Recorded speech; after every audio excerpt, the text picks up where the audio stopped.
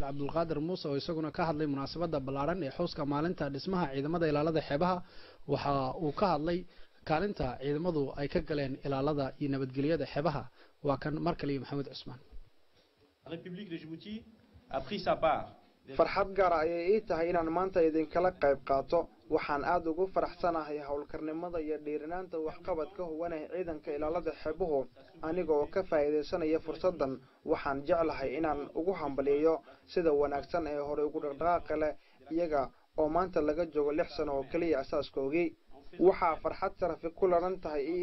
inaan si diiran ugu soo dhaweeyo horumarka ballaaran ee hay'adda ilaalada xeebuhu ku talaabsatay muddo imika jirta 6 sano oo ah kolka loo eego waxyaabaha ay qabatay ee ballaaran ee tisqaaday ciidanka ilaalada xeebuhu waa hawl badan yihiin amniga badaha oo xukuumaddu u dooratay inay si wanaagsan oo cilmiyeysan uga jawaabaan